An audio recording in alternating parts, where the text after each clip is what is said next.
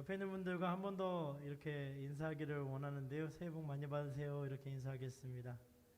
네. 여러분, 우리는 스스로를 자랑해야 하는 시대 가운데 사는 것 같아요. 어떻게든 자신이 자랑할 만한 것, 자신이 어필할 수 있는 것들을 이렇게 보여주면서 살아가는 인생 같습니다. 내가 어떤 사람인지, 그리고 내가 어떤 스펙을 가지고 있는 사람인지, 혹은 내가 어제 무엇을 먹었는지, 어디를 갔는지를 좀 자랑해야지만 하는 시대의 흐름 속에서 살고 있는 것이죠. 여러분은 요새 어떤 걸 자랑할 만한 것을 좀 생각하고 있습니까? 여러분, 저에게 자랑할 만한 것이 조금 있어요. 1년 전에 그토록 사고 싶었던 카메라를 사게 되었습니다. 카메라를 사기 위해서 알아보고 또 알아보면서 오랜 시간을 고민했어요. 얼마나 고민했을까요? 한 2년 반 정도 고민했던 것 같습니다. 근데 너무 오랫동안 고민하면 좀 이상한 일들이 일어나요. 무슨 일이 일어나냐면 자꾸 신제품이 나와요. 그러니까 신제품이 나오니까 고민했다가 결정을 했는데 또 좋은 게 나오고, 그리고 뭐 신제품만 나오는 게 아니라 다음번에 업그레이드 될 만한 카메라가 뭐가 있는지 막 유튜버들이 계속해서 영상을 만들어서 보냅니다. 그러면은 저는 그것도 구독되어 있으니까 계속 보게 되는 거죠. 그리고 결국에는 제가 사야 할 만한 이 카메라를 이렇게 정한 다음에 아내한테 허락을 받았어요. 아내한테 허락을 받고 구입하게 되었습니다. 근데 막상 이걸 뭐 자랑하려고 하니까요, 자랑하기가 쉽지 않아요. 왜 그럴까요? 이유는 간단하죠. 자랑하기 위해서는 이 카메라의 기능을 완벽하게 알고 있어야 하고, 카메라를 통하여서 누군가의 기준에 만족시킬 만한 결과물이 있어야 돼요. 근데 제가 카메라를 들고 막 아무리 찍어도 뭐 그렇게 영상에서 보는 것처럼 좋은 결과물이 나오지 않는 거예요. 그러니까 막상 좋은 카메라를 샀다라고 이렇게 이야기하려고 하지만 결과물이 없으니까 자랑할 수 없게 되는 것이죠. 누군가도 만족시킬 만한 것이 안 되었을 때는 우리는 자랑하지 못하게 됩니다. 여러분, 자랑을 하기 위해서는요, 칭찬받을 만한 기준과 그 기준에 합당한 결과물이 반드시 필요해요. 자랑의 기준은 칭찬받을 만한가입니다. 그리고 칭찬받기 위해서 그것을 원하는 대상이 기준이 있다라는 거죠. 그 기준에 미달하면 우리는 감히 그 앞에서 자랑할 수가 없게 되는 거예요. 오늘 본문을 통해서 우리가 알기를 원하는 가장 첫 번째 것은 우리의 삶의 자랑의 기준이 무엇인지 알아야 한다라는 거예요. 여러분, 삶의 기준에 자랑하고 싶은 것이 참 많은데 우리의 삶에 무엇을 자랑하고 싶은지, 그것이 무엇인지 우리가 알아야 되겠다라는 것이죠. 오늘 본문 12절 말씀을 한번 살펴보겠습니다. 12절 말씀을 우리 한 목소리로 함께 읽겠습니다. 시작. 우리는 자화자찬하는 사람의 아류가 되거나 그런 사람들과 비교하려 하지 않습니다. 그들은 자기들끼리 재고 자기들끼리 비교하니 지혜롭지 못합니다 라고 기록하고 있어요. 사도 바울은 고린도 교회에 있는 거짓 사도들을 향하여 다음과 같이 이야기하고 있는 것입니다. 자화자찬하는 사람들, 이게 무슨 얘기냐면 스스로를 칭찬하며 스스로에게 영광을 돌리는 사람들이라는 말이에요. 그들은 끊임없이 자신의 화려함을 드러내기 위하여서 노력합니다. 이것 봐라, 나 이거 가졌지, 이것 봐라, 나 이거 했지, 뭐 이렇게 화려함을 드러내는 것이죠. 대부분의 오늘날 대학생들의 삶, 그리고 20대, 30대의 삶, 더 나아가 40, 50대도 이 가상 공간 안에서 비현실적인 세계들을 꿈꾸며 살아가고 있지 않습니까? 마치 내가 무엇을 했다 자랑하기를 원하여서 가장 좋은 각도에서 가장 알맞은 내용이 테이블 위에 올려져 있고 막 사진을 먼저 찍어야 하는 것이죠. 내가 아내랑 같이 식당을 가면 밥 먹기 전에 저는 그냥 먹었었는데요, 아내가 막 이렇게 말려요. 잠깐 그리고 막 테이블 세팅을 합니다. 그리고 창가에 앉는 걸 좋아해요. 창가에 이렇게 바라보는 하늘과 함께 뭐 빵, 뭐 커피 이렇게 사진을 찍어요. 뭐 어디다가 공유하는지는 잘 모르겠지만 절대 공유도 하지 않는데 그렇게 찍습니다. 이유는 무엇일까요? 뭔가 남기고 싶거든요. 내가 이만큼 좋은 곳에 왔다라는 걸 기록하고 싶은 개인적인 생각들이 있는 것이죠. 저도 마찬가지인 거예요. 제가 생각했을 때는 저한테는 너무나도 투머치한 것들을 살 때가 있죠. 왜 그럴까요? 누군가에게 자랑하고 싶은 마음 때문에 우리는 과도하게 좋은 것을 구입하려고 노력하는 것이 있습니다. 자화자찬하는 사람들이라고 했을 때 가장 중요한 이슈는 나를 만족해 하는 것들을 계속해서 찾아 헤매이는 사람, 내가 만족할 만한 것들을 향하여 끊임없이 갈망하는 자들이라고 우리는 생각해 볼 수 있는 것이죠. 이들은 사람의 눈에 보이기에 좋은 것을 자랑의 기준으로 삼았어요. 그래서 누가 봐도 좋은 것들에 눈이 갑니다. 누가 봐도 화려한 것에 자신의 중심이 꽂히기 시작해요. 자신들의 배경과 자신들이 가지고 있는 세상에 이 자랑의 기준을 잣대로 삼는 것이죠. 사도 바울의 사도권과 그가 가르치는 복음도 거짓이라고 이 사람들을 막 마음을 흔들어 놓는 이 거짓 사도들, 그들이 자랑하고 싶어하는 것이 무엇이냐면 나예요. 나 봐라, 나 한번 봐, 나처럼 거룩해야 돼, 나처럼 화려해야 돼, 나처럼. 고린도후서 11장 22절 말씀을 보면요, 이렇게 기록합니다. 그들이 히브리인입니까? 나 역시도 그렇습니다. 그들이 이스라엘 사람입니까? 나 역시 그렇습니다. 그들이 아브라함의 자손입니까? 나 역시 그렇습니다. 라고 기록하고 있어요. 여러분, 이 거짓 사도들은 화려함을 끊임없이 얘기하는데 과연 그럼 사도 바울도 그런 인생이 아니었을까요? 사도 바울도 그런 인생이었어요. 22절에 사도 바울이 어떤 사람이었는지를 이야기하고 있지 않습니까? 그뿐 아니라 사도 바울은 어떤 사람이었어요? 바울은 로마 시민권자였고 당대 최고학자인 가말리엘 문화에서 수학을 하였던 사람입니다. 타의 존경을 받는 권위 있는 자리에 있었던 사람이 바로 이 사도 바울이었어요.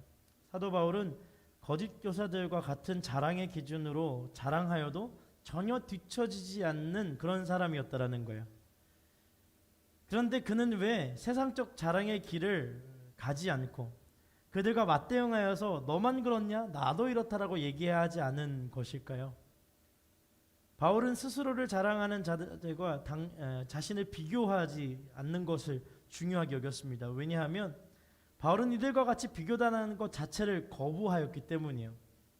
이유는 여기에 있습니다. 바로 칭찬받고 싶은 대상이 달랐던 거예요.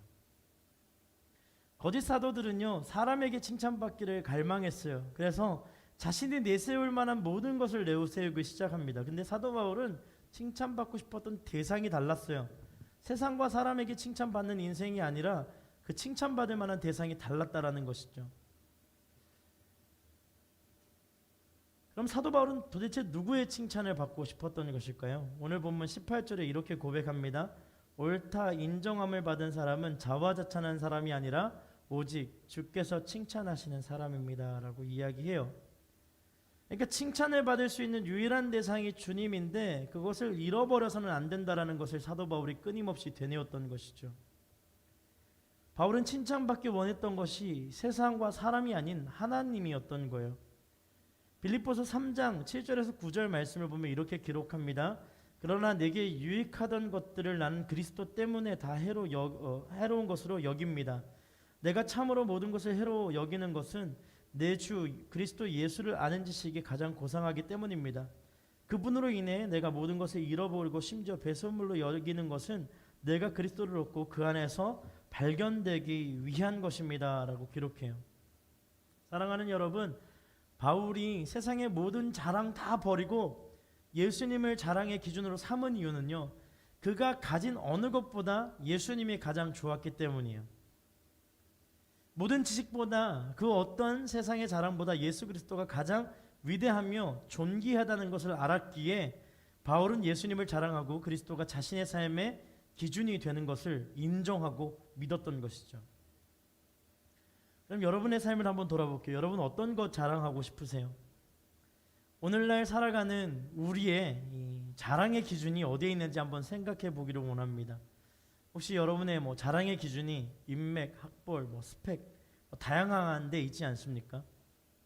세상의 기준은 무엇을 입느냐, 무엇을 먹느냐, 어떤 차를 타고 누구를 만나며 사람들의 이목을 어떻게 집중시키는가에 있어요. 이 모든 것이 눈에 보이는 것에 있습니다. 눈에 보이기에 좋은 것이 좋다라고 생각되어지는 것이죠. 사람들이 봤을 때 다 좋다라고 이야기하면 그것이 좋은 거라고 믿어버리는 세상 가운데 살고 있습니다. 여러분, 제가 좋아하는 찬양 중에 Nothing is Impossible이라는 찬양이 있어요. 근데 이 찬양 가사 보면 이런 가사가 있습니다. 보는 대로 살지 않고 느낀 대로 살지 않는 내 깊은 곳에 계신 주님 모든 것 이루어 주시네. 그러니까 보는 대로 느낀 대로 사는 것이 중요하지 않아요. 보는 대로 사는 존재가 아니고 느낀 대로 사는 존재가 아니고 내 안에 계시는 주님으로 살아가는 존재임을 인정하는 것이 이 찬양의 고백이에요. 그래서 모든 것이 가능하다라고 선포하는 것이죠. 사랑하는 여러분, 우리는 모든 것이 가능한 존재입니다. 옆에 있는 분들에게 이렇게 고백합시다. 당신은 모든 것이 가능합니다. 할렐루야. 나는 모든 것이 가능해요. 언제요? 주님 안에서. 주 안에서 모든 것이 가능하다라는 것을 믿는가? 그것이 믿음이에요. 물론 우리가 주님 안에서 모든 것을 이루어낼 수 있습니다라고 고백하면서 흔들릴 때가 있죠. 왜냐하면 보이는 것이 너무 좋아 보이거든요. 내 느낌이 이게 더 좋은 것 같거든요. 느낀 대로 보는 대로 살아가는 인생은요, 흔들리기 마련입니다. 왜냐하면 그 기준이 달라지기 때문이에요. 내가 무엇을 보느냐, 오늘 봤던 게 되게 좋았어요. 근데 내일 보니까 더 좋은 게 있어요. 그 다음날 더 좋은 게 있어요. 그럼 그 좋은 것을 쫓아서 살아가다 보면 기준이 항상 바뀌어요. 그래서 언제든지 우리는 불안해질 수 있을 만한 모든 것에 노출되게 됩니다. 계속 불안한 거예요. 근데 그 중심을 주님으로 잡으면, 주 안에서 모든 것이 가능하다라는 믿음이 생겨지기 시작하면, 주님을 자랑하기 시작하면 그 중심은 흔들리지 않고 절대로 불안해질 수 없는 것이죠.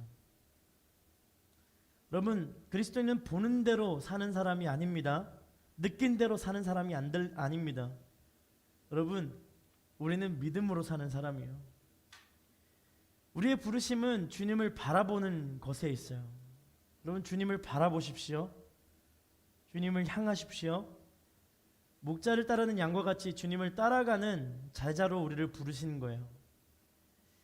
세상의 기준은 눈에 있지만 믿음의 기준은 예수 그리스도께 있어요. 예수 그리스도께 우리의 중심을 드리는가, 드리지 않는가, 이게 너무 중요해요. 예수님은 우리의 자랑의 기준을 삼으면 흔들림이 없어요.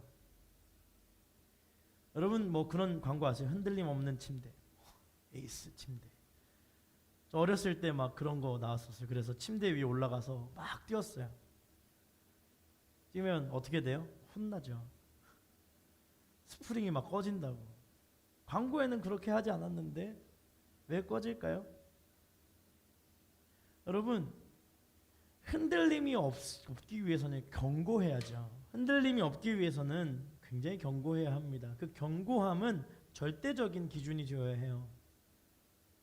예수 그리스도는 영원하십니다. 할렐루야. 그 영원하신 주님은 변하지 않으세요. 무한하세요. 시간을 뛰어넘으세요. 우리의 삶의 전부가 되세요. 눈의 즐거움을 따라 쫓아가는 사람은 그 즐거움이 항상 바뀝니다. 근데 그 중심을 따라 살아가는 사람은 예수 그리스도로 말미암아 흔들리지 않는 거예요. 여러분, 불안함 가운데 있는 자들이 있습니까? 혹시 지금도 흔들림을 경험하십니까? 그러면 견고한 주님 앞으로 나올 수 있어야 돼요. 주님을 다시 붙잡을 수 있어야 합니다. 주님께 나의 불안함을 고백하고 내 불안을 주님께 고할 수 있어야 돼요. 주님이 불안함을 주님의 담대함으로 이겨내게 하여 주옵소서. 그래서 불안한 것을 자랑하는 것이 아니라 영원한 것을 자랑할 수 있어야 돼요. 오직 예수님의 칭찬을 받기 위한 기준을 우리의 삶의 기준으로 삼을 수 있는 저와 여러분이 되기를 소망합니다. 두 번째, 우리가 깨닫기 원하는 것은요, 예수님이 전해주신 복음의 분량의 범위를 자랑해야 해요. 예수님이 각자에게 정해주신 믿음의 분량이 있습니다. 그것을 자랑할 수 있어야 합니다. 고린도서 10장 13절에서 14절 말씀을 함께 읽겠습니다. 함께 읽습니다. 시작. 그러나 우리는 정도 이상으로 자랑하지 않고 오직 하나님께서 정해주신 분량의 범위 안에서 자랑하려고 합니다. 우리의 자랑은 곧 우리가 여러분께까지 다다른 정도입니다. 우리는 여러분에게 가지 못할 사람들로서 스스로 과신해 나아갔던 것이 아닙니다. 우리는 그리스도의 복음 안에서 여러분께까지 갔던 것입니다. 여러분, 스스로 자랑하는 사람들과 비교하지 말아달라 하였던 이 바울이요, 자신의 자랑을 시작합니다. 그런데 바울의 자랑과 자화자찬하는 자들의 자랑은 좀 달라요. 사도 바울은 고린도 교회 교인들에게 편지를 통하여 끊임없이 이야기하는 것은 다름 아닌 예수 그리스도의 복음이에요. 그러면 세상 가운데 우리가 끊임없이 이야기하는 것도 한 가지입니다. 그리스도의 복음이에요. 바울은 복음을 증거하고 그 복음이 자신을 통하여 고린도 교회까지 다다른 것에 대하여서 자랑하였어요. 바울이 이렇게 예수 그리스도의 복음을 자랑할 수 있는 이유가 있습니다. 그가 예수님을 만났고 그를 사도로 부르신 분이 예수 그리스도이시기 때문이에요. 이걸 조금 다르게 설명하면 제가 예수님을 만났고 제 목회의 현장으로 인도하신 분이 예수님이에요. 제가 예수님을 만났고 지금 삶의 현장으로 인도하신 분이 예수님이에요. 할렐루야. 여러분도 예수님을 만나셨고 여러분 예수님께서 지금 삶의 자리로 인도하시고 이끌고 계심을 믿으셔야 해요. 그 삶의 자리가 현재 불안한 요소들이 가득한 자리일 수도 있고 현재 감사함이 차고 넘치는 자리일 수도 있고 지금 고난과 시험과 연단 가운데 무릎이 꿇어질 만큼 힘든 자리일 수 있지만 그곳으로 인도하시는 분이 하나님이심을 믿고 인정하는 그 믿음 위에 우리가 설 수 있어야 돼요. 여기까지 주님이 인도하시는구나, 지금도 주님이 나를 붙들고 계시는구나, 그것을 자랑할 수 있어야 돼요. 연약함을 자랑할 수 있는 자, 하나님의 복음 위에 세워진 자인 줄 믿습니다. 할렐루야. 여러분, 불안한 것도 자랑할 수 있어야 돼요. 주님의 응답이 반드시 있는 줄 믿습니다. 사도 바울은요, 그리스도를 만나기 전후 그의 삶을 명확하게 나누어서 이야기할 수 있을 만큼 간증이 크고 넘치는 자입니다. 예수 그리스도를 만나기 전에 그는 어떤 사람이었을까요? 그는 난지 8일 만에 할례를 받은 이스라엘 족속이었어요. 베냐민 지파 히브리 사람 중에 히브리 사람으로 율법 아래 바리새 사람이었어요. 그리고 로마 시문권자였고 당대 최고의 학자 가말리엘 문화에서 수학하였던 사람입니다. 누가 봐도 자랑할 만하죠. 완벽한 스펙이에요. 누가 봐도 이 사람을 따라올 만한 당대에 훌륭한 이 자랑할 만한 거리를 가진 사람은 없었어요. 그런데 예수님을 만나고 난 이후에 바울은 어떻습니까? 유대 사람에게 40대 한 대 감한매를 5번 맞았고 이방인들에게 채찍을 3번 맞고 돌로 맞았을 때 한 번은 거의 죽었어요. 죽은 줄 알고 사람들이 버렸는데요, 사람들이 보고 발견해서 살게 됩니다. 이뿐 아니라요, 수차례 전도 여행에서 3번이나 파선을 당하고 강도의 위험, 이방인의 위험, 동족의 위험, 광야, 도시, 바닷속에서 위험, 그 다음에 배고픔과 목마름으로 고생이란 고생을 다하게 돼요. 이 고생이 언제요? 예수님을 만나고 난 이후에 일어난 일들이에요. 여러분, 예수님을 만나기 전 바울의 삶이 너무나도 좋아 보이지 않습니까? 좋지 않아요? 이보다 더 자랑할 만한 것이 어디에 있겠어요? 좋은 학교, 뛰어난 학교 나왔어요. 주변의 사람들이 다 완벽한 사람들이에요. 주변의 환경들이 너무나도 좋은 환경을 가지고 있었어요. 삶을 자랑할 만도 하고요, 다른 사람들이 부러워할 만도 한 이 삶을 살았던 바울이요, 앞길이 창창하였던 이 바울이요, 예수님을 만나고 난 이후에 어떻게 됩니까? 예수님을 만나고 난 이후에 바울의 삶을 좀 보면요, 실패, 절망, 맨날 맞아요. 맨날 사람들이 죽이려고 해요. 맨날 사람들이 몰려와서 그를 잡아가려고 합니다. 여러분, 어느 것이 더 자랑할 만한 인생일까요? 과연 어느 것이 자랑하기 합당한 삶일까요? 여러분, 우리가 생각했을 때 예수 잘 믿으면 잘 돼야 되지 않겠습니까? 예수 정말 잘 믿으면 복음 매일 전하면 잘 돼야 되지 않겠습니까? 삶이 풍성해지고 날마다 좋은 것들만 가득해야 될 것 같지 않아요? 좋은 학교, 좋은 직장, 좋은 상사 만나고 좋은 집을 구하고 남들보다 더 좋은 것을 가지기 위해 경쟁하는 오늘도 우리는 기도하고 있지 않냐라는 거예요. 그럼 진짜 좋은 게 무엇인가? 진짜 자랑할 만한 게 무엇인가? 여러분, 우리는 그것을 알아야 해요. 예수 믿으면 잘 먹고 잘 사는 종교가 그리스도를 믿는 우리가 아니라는 것이죠. 우리는요, 복음을 위해 부름을 받은 자들이에요. 그래서 복음을 증거하는 것이 가장 큰 복임을 깨달은 존재입니다. 근데 왜 우리는요, 우리 안에 가장 좋은 것을 자랑하지 않으려고 할까요? 복음 전하면 이상한 사람 취급 당할까봐, 복음 증거하면 사도 바울처럼 될까봐, 복음 증거하면 예수님처럼 될까봐. 그러니까요, 우리가 원하는 것은요, 예수 그리스도를 닮아가는 제자적 삶이 아니라 예수님을 따라가는 것이 아니라 그냥 예수님을 그냥 인정하고 믿고 예수님이 내 영적인 치료자가 되시는 것을 믿는 거예요. 그리고 내 삶에 직접적인 영향을 주님이 미칠 수 없다라는 한계점을 스스로 그어버리는 실수를 범하게 됩니다. 그러니까 복음이 증거되는 것은 내 인생과 전혀 상관이 없다라고 생각하는 거예요. 그 기쁨을 경험해보지 못했기 때문에. 여러분, 우리가 이 코로나 팬데믹 시간을 지나면서 많이 이야기하는 것 중에 하나가 무엇이냐면 아울리치 가고 싶어요. 아울리치 가고 싶어요. 왜 아울리치를 가려고 합니까? 도대체 왜 아울리치를 가려고 해요? 복음을 전하는 기쁨을 누리고 싶기 때문이에요. 할렐루야. 이제 하나님이 팬데믹 사막을 만드셨어요. 왜 그러셨을까요? 여러 가지 이유들이 있겠지만 우리는 다 알지 못합니다. 하지만 한 가지는요, 가까운 자리에서 복음을 전할 수 있는 기회를 주셨어요. 할렐루야. 여러분, 그것을 믿으세요? 여러분, 그것을 향하여 준비되셨습니까? 예수 그리스도를 자랑할 만한 준비가 되어 있냐라는 질문을 제가 지금 여러분들에게 던지는 거예요. 사랑하는 여러분, 얼마만큼 불평 불만을 하고 계세요? 지금 상황이 얼마나 불편하고 얼마나 불만스러운 게 많습니까? 그래서 날마다 주님 앞에 원망하는 기도로 나오고 있지는 않습니까? 근데 주님이 반문하시는 거예요. 이 상황이 너에게 감사할 일이 전혀 없느냐? 왜 전혀 없을까요? 복음을 전할 만한 기회들이 우리에게 주어졌는데 그 복음을 자랑하지 않는 우리, 무엇이 잘못된 것일까요? 우리의 삶을 돌아볼 수 있어야 돼요. 사도 바울은요, 예수님 만나고 나서 그가 좋았던 모든 것을 내려놓고 아무도 관심을 가지지 않는 그분의 손을 잡아요. 예수님의 손을 잡을 수 있는 용기가 우리 가운데 있기를 축복합니다. 왜냐하면요, 아니 도대체 왜 그 좋은 것을 버리고 예수님의 손을 잡았을까요? 예수님의 손이었기 때문이에요. 다른 것이 아니라 주님의 손을 그냥 잡은 거예요. 주님이 날 위하여 이 땅 가운데 오셔서 희생의 제물이 되어주셔서 십자가에서 나를 위해 못 박혀 주셔서 돌아가시고 영원히 죽을 수밖에 없는 나를 구원하여 주셔서 나 같은 죄인을 위하여 부활하셨기에 그 주님의 손을 세상 모든 것 버리고 잡은 거예요.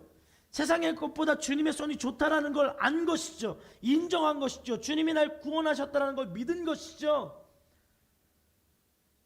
그럼 우리의 삶에 끊임없이 세상에 대한 욕구와 갈망이 차고 넘친다면 주님의 못자국 난 손길을 기억할 수 있는 은혜가 우리 가운데 임하기를 소망합니다. 예수 그리스도의 복음이 내 삶의 그 어떤 것보다도 소중했고 예수 그리스도 복음이 나를 살려주셨기에 그 손을 잡아야 했던 거예요. 그분이 예수님이기 때문에. 그런데 우리는 예수님의 복음을 너무 쉽게 생각합니다. 그렇지 않습니까? 우리는 예수님의 복음을 수능보다 쉽게 생각을 해요. 우리는 예수님의 복음을 장학금보다 쉽게 생각합니다. 예수님의 복음을 내 삶의 어느 것보다도 저렴하게 생각할 때가 있어요. 그러니까 자꾸 기도하는 거예요. 주의 복음을 닮은 자가 되게 해달라고 기도하는 것이 아니라 주님 이거 주세요, 저거 주세요, 저거 주세요라고 기도하기 시작합니다.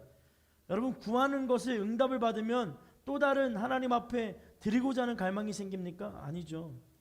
더 구해봐야 되겠다. 왜 지금은 안 주세요? 여러분, 복음을 전하는 기쁨보다 더 좋은 것은 없는 거예요. 할렐루야. 예수님을 믿는다면 우리는 반드시 복음을 전하는 복음적 삶이 회복되기를 기도해야 합니다. 여러분, 예수님의 복음은 절대 쉽지 않아요. 절대 싸지 않습니다.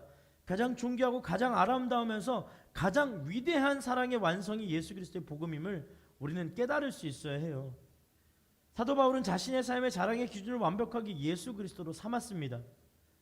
우리는요, 예수 그리스도의 복음을 증거할 수 있는 유일한 통로예요.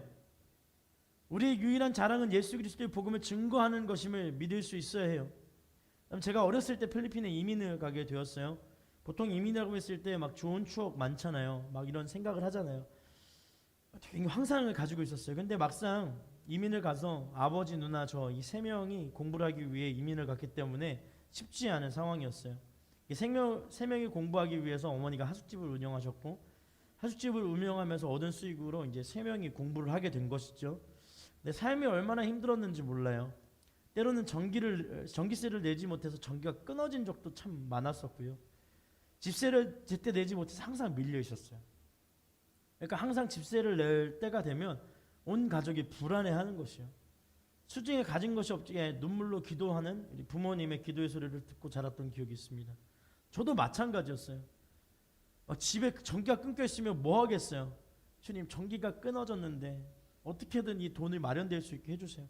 뭐 통장에 돈이 있겠어요? 뭐 없는 거예요. 어디서 빌려야 하는데 빌리는 것도 한두 번이죠. 쉽지 않은 거예요. 기도하게 됩니다. 그런 기도의 소리를 잘하면서 컸어요. 새벽기도 교회에서 하는 게 어디 있어요? 새벽기도 집에서 하는 거예요. 그래서 항상 어머니가 제 발을 붙잡고 막 기도해요. 기도 막 하면 여러분 그 더운 여름 날씨에 발을 잡고 기도하면 발에 입김이 계속 하니까 얼마나 힘듭니까? 새벽에 막 눈물 흘리면 눈이 똑똑 떨어진데 여러분 발등에 물 한번 떨어뜨려 보세요. 그 느낌이 얼마만큼 이렇게 소름 돋나? 이렇게 확 소름 돋으니까 너무 짜증을 낸 거예요. 엄마 뭐 하냐고, 냄새나는 발을 잡고 기도하냐고. 그럼 엄마가 이제 이마에 와서 이마 기도해요. 그럼 막 이마에 눈물 떨어지니까 또 막 귀찮아요. 엄청 힘들어하는 거예요. 네, 깨닫게 되는 것이 있죠. 여러분, 우리는 기도로 사는 사람들이에요. 할렐루야. 그래서 복음적 삶을 살기 위해서는 반드시 기도가 필요하고 하나님의 복음을 증거하는 것에 있어서 반드시 기도가 필요합니다. 그런 어려운 상황을 거치면서 비록 가진 것이 없어 눈물로 기도하는 부모님과 함께 날마다 기도하는 습관들을 가지고 기도하는 자리를 만들어 갔던 인생이지만 매주 토요일 되면 필리핀 쓰레기장과 산속에 숨어 사는 원주민들을 찾아갔어요. 매주 토요일마다. 여러분 집세를 못 내서 돈이 없는데 막 100원짜리, 500원짜리 막 찾아서 차비를 만드는 거예요. 그리고 막 1시간 반씩 찌푼이라고 여러분 깡통으로 만든 이렇게 차가 있어요. 다다다다다다 거리면서 엄청 시끄럽습니다. 그거 뭐 1시간 반 타고 가는 거예요. 옆으로 이렇게 앉아가지고. 가면 원주민들 찾아가면 엄청 좋아해요. 막 나옵니다. 어머니 미용 선교하시고 아버지는 그 제약에서 오래 다니셨기 때문에 약들을 좀 이렇게 가져가서 나눠주고. 저 뭐 했을 것 같아요? 그때부터 찬양한 거예요. Ito ang araw, ito ang araw, nagawa ang Diyos, nagawa ang Diyos, sayo magsayaw. 무슨 말인지 모르겠죠. 따갈로그 찬양하는 거예요. 애들 막 와요. 그러면 제가 집에서 가져갔던 사탕 한 5개 호주머니에서 꺼내서 제일 잘하는 친구 막 레크레이션 하면서 줘요. 막 꾸야 하면서, 꾸야가 형이거든요. 형 하면서 하는데 저는 동생이 없는데 동생이 한 100명 생기는 거죠. 막 따라다닙니다. 집에 돌아오면 아무것도 없는 것 같지만 선교지 가면 많은 것을 줄 수 있는 존재라는 감사함이 커지기 시작했어요. 사랑하는 여러분, 내 현실을 바라보면 아무것도 없는 것 같지만 복음이 필요한 자들에게 다가가면 그들에게 줄 수 있는 것이 하나님께서 마련해 주셨어요. 할렐루야. 우리가 가진 것으로 섬길 수 있도록 주님은 길을 여십니다. 언제요? 복음을 증거할 때. 내가 부족해 보이는 이 상황을 뛰어넘을 수 있는 하나는요, 하나님 낮은 곳으로 행하게 하신 예수 그리스도 사랑을 따라 흘러가면요, 그곳에 반드시 우리 안에 있는 것으로 나눌 수 있을 만한 기회와 은혜를 허락하시는 주님을 만나게 된다라는 거예요. 여러분, 바울은요 수많은 매맞음과 죽음의 거위를 경험하고도 복음을 전하는 자리에 항상 거합니다. 이유는요 간단해요. 아무도 모르지만 주님과 바울만 아는 것이 있어요. 그것은 고난의 시간 속에 드러나는 하나님의 영광에 대한 갈망이에요. 사랑하는 여러분, 아무도 모르지만 주님과 여러분만 아는 고난 중에 주님을 만나고 주님을 전하고 주님의 영광이 드러나는 순간순간들을 경험할 수 있는 우리 폴투가 되기를 축복합니다. 복음은 그런 자들의 복이에요. 복음은 그전 자들에게 주는 특권이에요. 만약 바울이 세상의 기준을 자신의 자랑으로 삼았다면 복음의 자리는요 피하고 싶은 자리였을 거예요. 아무도 알아주지 않고 사람들에게 보기에 보잘것이 없었기 때문이에요. 하지만 하나님의 영광이 드러나는 기회를 알고 고난 가운데 드러나신 하나님의 은혜를 경험한 사람은요 절대로 그 자리를 떠나지 않습니다. 절대로 그 자리를 떠나지 않아요. 왜냐하면 그 자리에 예수님이 계시기 때문이에요.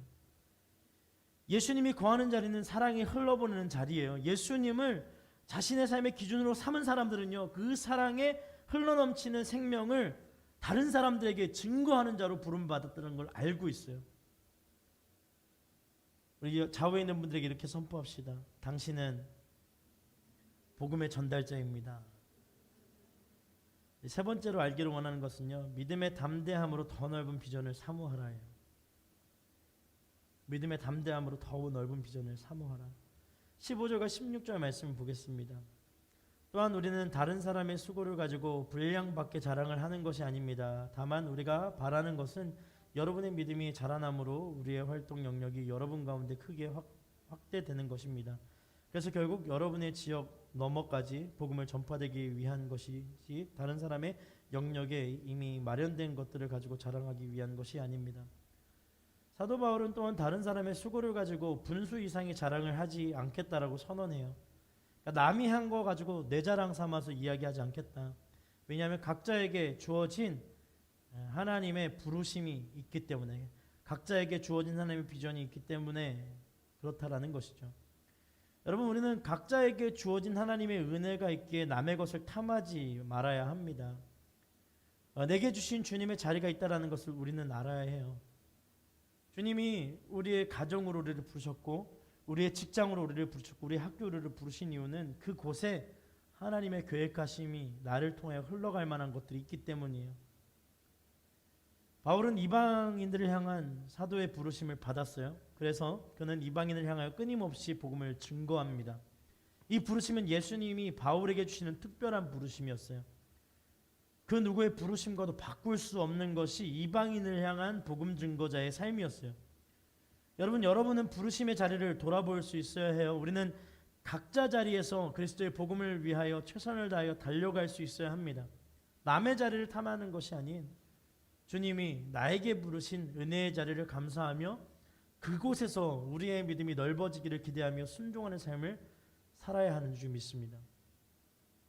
사도 바울은 자신의 믿음의 영역이 고린도 교인들에게 확산되기를 원했어요. 여러분, 저는 제 믿음의 영역이 폴토 안에서 확산되기를 소망합니다. 각 순장의 믿음의 영역이 순원들에게 확산되기를 원해요. MC들의 믿음의 영역이 이 교회 안을 가득 채우기를 소망합니다. 하나님이 우리를 공동체로 부르신 이유는 이곳에서 믿음의 영역을 확장시키고, 여러분의 직장으로 부르신, 여러분의 학교로 부르신 그 주님은 그 영역에서 주님의 복음의 증거들이 흘러가기를 소망하는 것이죠.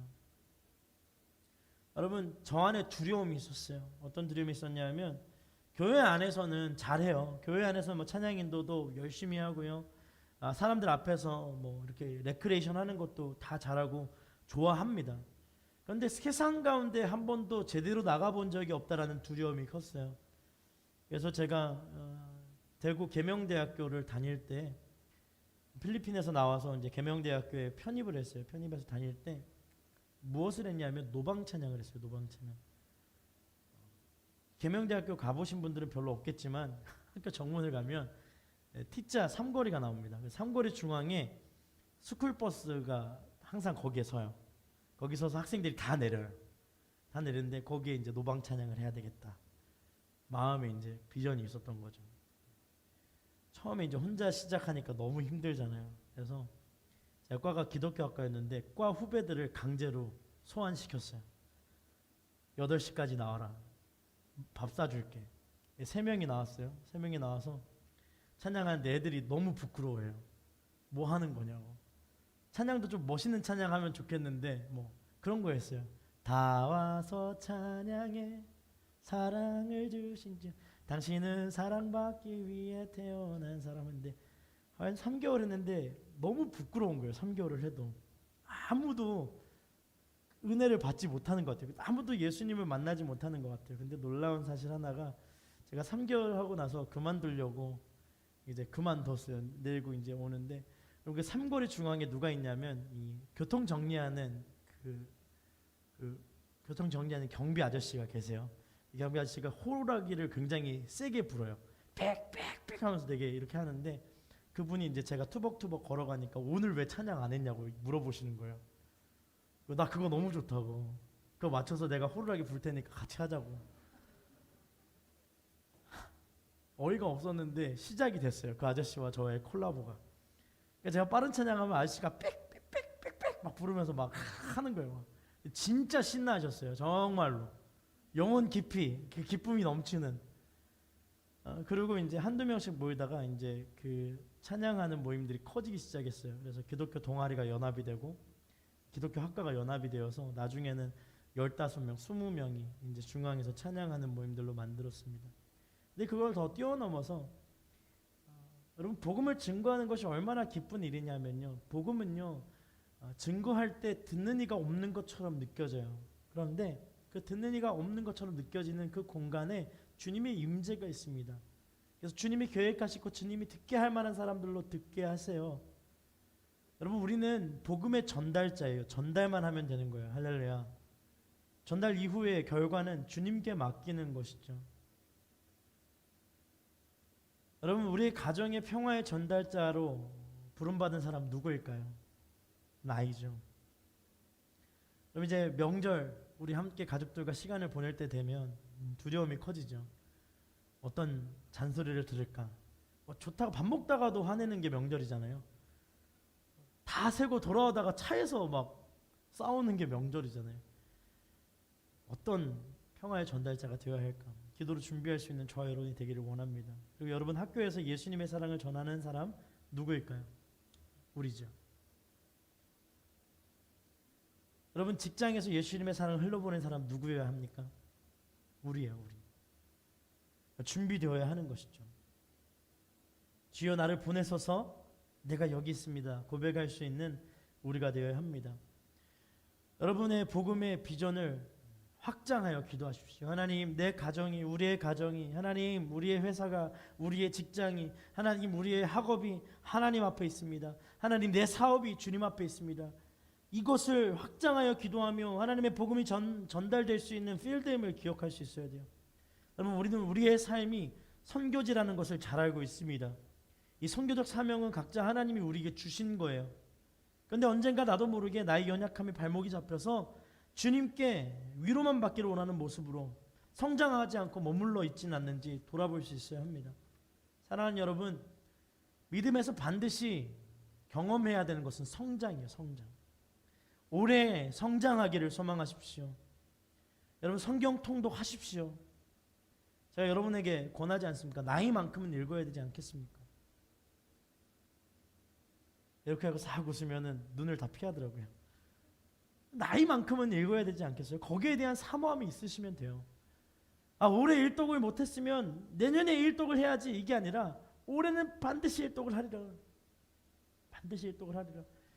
아니 직장인들 성경 읽을 시간 없으면요 제가 권합니다. 한 3일만 휴가 때 아무것도 하지 말고 성경 읽으면 읽을 수 있어요. 3일 동안 읽어낼 수 있습니다. 여러분 그렇게 해서 성장해야죠. 믿음이 성장해야죠.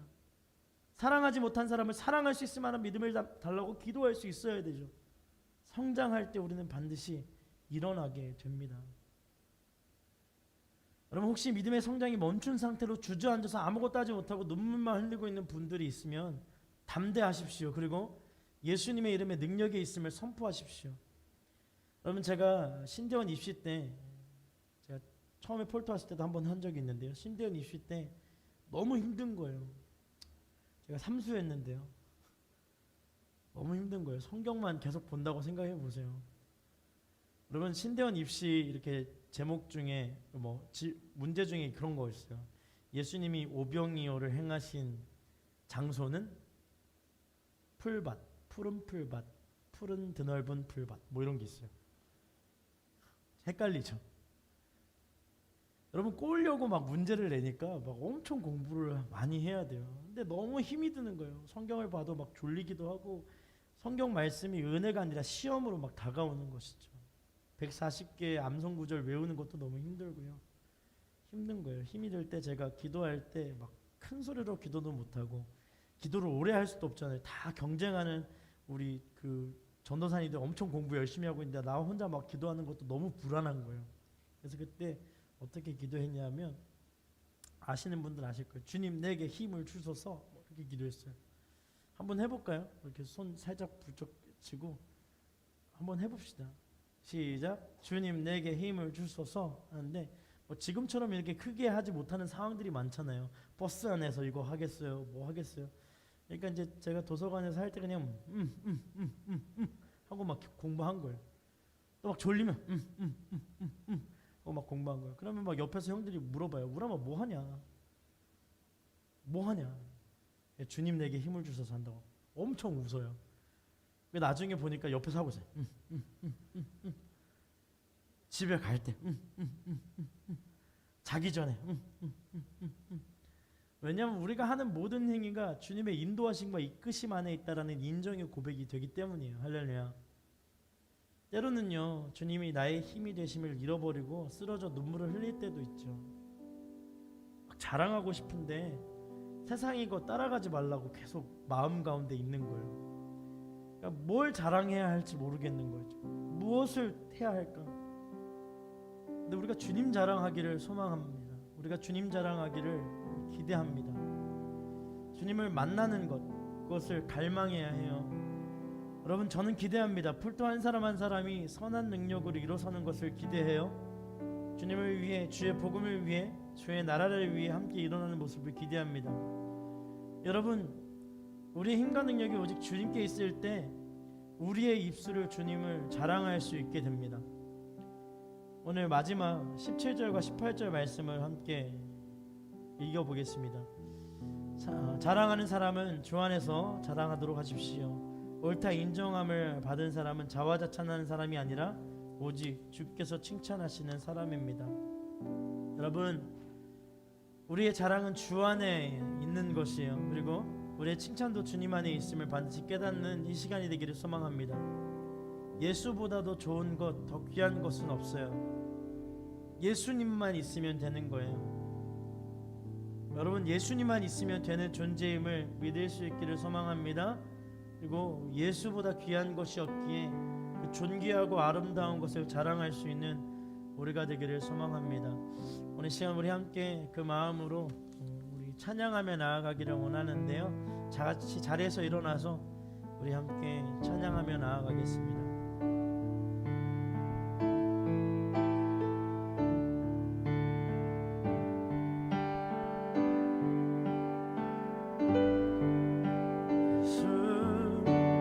사랑합니다.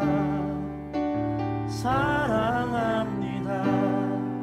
온 마음 다하여 오직 주님 한 분만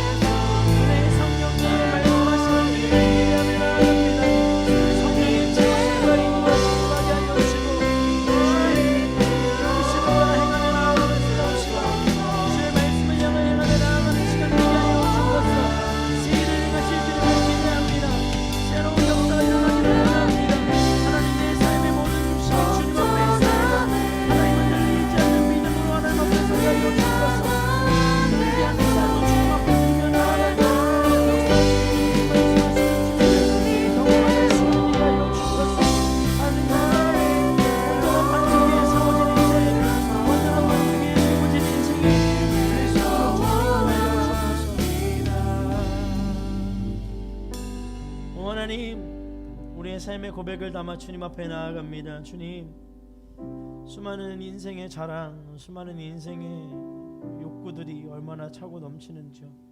근데 그거 하나님 주의 복음과 바꿀 수 없음을 이 시간 고백합니다. 주님 자랑하는 우리 폴트 되게 하여 주옵소서. 주님을 품에 품고 주님을 사모하며 주의 말씀을 증거하기 위해 부름받은 인생을 우리 인정하며 나아가는 우리가 될 수 있도록 인도하여 주옵소서. 함께 하실 주님을 찬양합니다. 감사드리며 예수님의 이름으로 기도드렸습니다. 아멘. 우리 하나님 앞에 영광의 박수를 드리겠습니다.